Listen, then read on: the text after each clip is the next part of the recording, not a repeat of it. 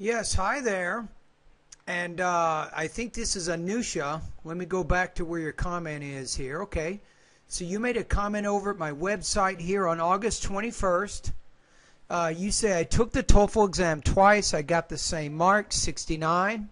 I took my first exam on July 13th, and individual scores were 12 on the reading, 14 on the listening.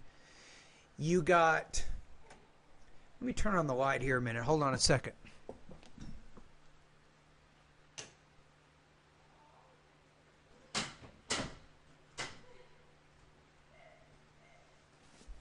Okay, is that better? Okay, so you got 22. That's pretty good on the speaking and 21 on the writing. So in your second test, August 19th, you scored 12 points again on the reading. You were 1 point lower on the listening at 13. You had 22 on the speaking and 22 on the writing. So you say I'm getting, I would say not very less. I would say I'm getting lower scores on the reading and listening. Could you suggest me regarding this? Well, I don't know that you're getting a lower score. You lost 1 point on the listening on the second test. I think it's safe to say that you're maintaining is you have similar English proficiency in your reading and your listening from the first month to the second month that you took it. So what it means is you haven't made any significant language improvements in your reading and your listening areas, right? So you say also I'm planning to take the IELTS because I'm not able to concentrate much on the reading. Can you please suggest whether I need to take the TOEFL or the IELTS exam? Thank you for your reply in advance. I don't really know how to answer that question. That's really your decision. I don't really recommend, which exam students take. I help prepare students.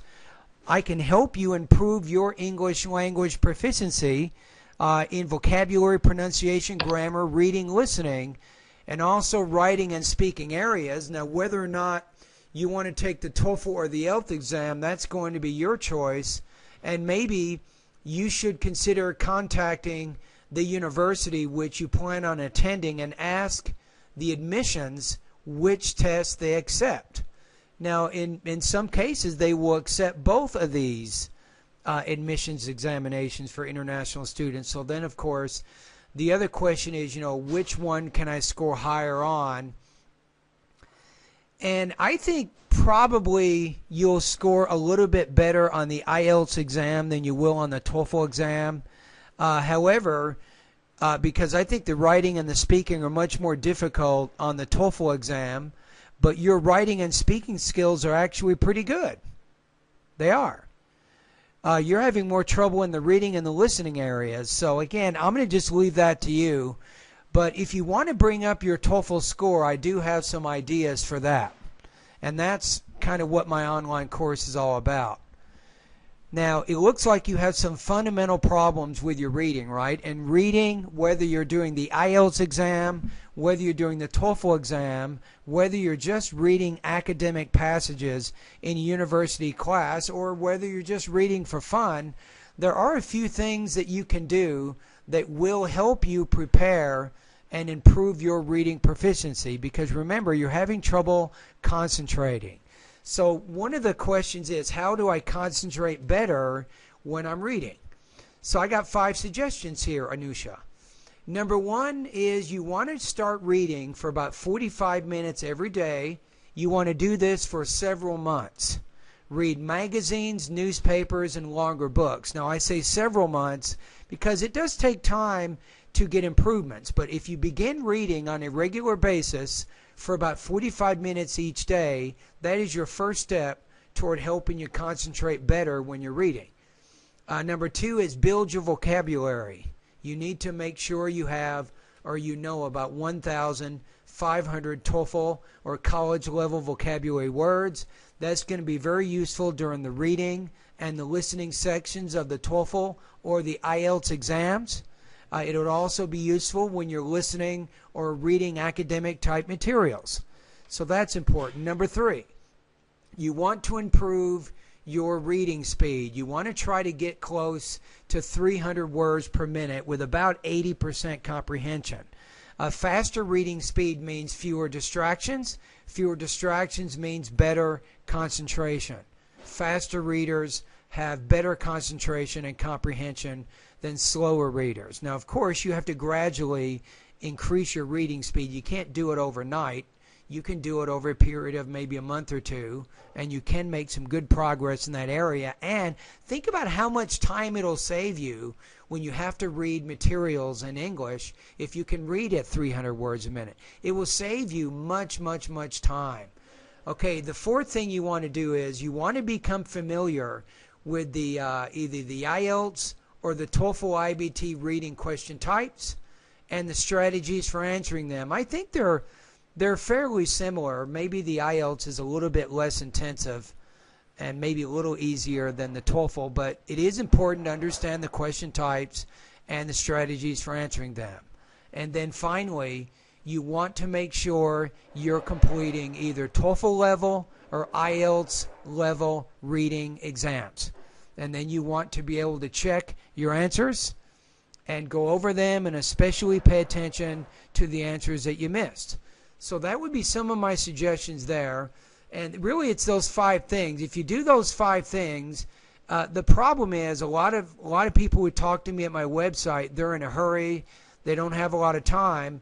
But these 5 suggestions I gave you, if you follow these suggestions over a period of maybe 3 or 4 months, you will see some significant improvements in your reading comprehension. You will.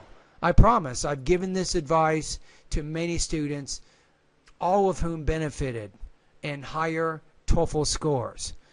All right, so for listening, it's similar. You want to start listening, practice listening to any type of material that's geared more toward adults. So, for example, cartoons for children, that's probably not the best listening materials that you want to focus on right now. But when you're watching TV, Anusha, how about this? Focus on news programs, maybe science programs, documentary programs, maybe history programs. Any of those kinds of programs will be very, very, very important, I think, in giving you some really good practice with your listening.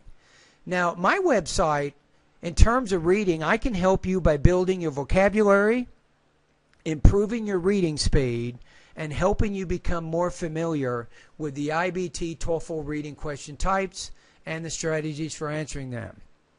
As you know, my website is geared to prepare students for the TOEFL exam.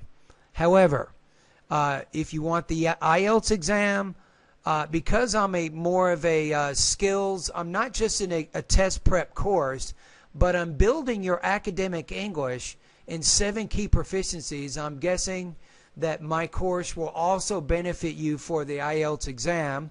And one thing you would do to supplement my course if you are preparing for the IELTS exam is make sure you get like an IELTS preparation book. That way you can go over the exact test questions during the different sections of the exam, and you can go through some of the strategies there. And then, of course, you're using my course to build your overall fluency, your academic fluency with your vocabulary, pronunciation, grammar, reading, listening, speaking, and writing areas. So for the IELTS preparation, a combination of my online course and a IELTS preparation test book, I think would work very, very well. And meanwhile, remember what you need to do to practice your reading. What I'm saying with the extensive reading thing, this is not anything you will get at my website or in any kind of TOEFL or IELTS preparation manual. It's something that you have to do on your own.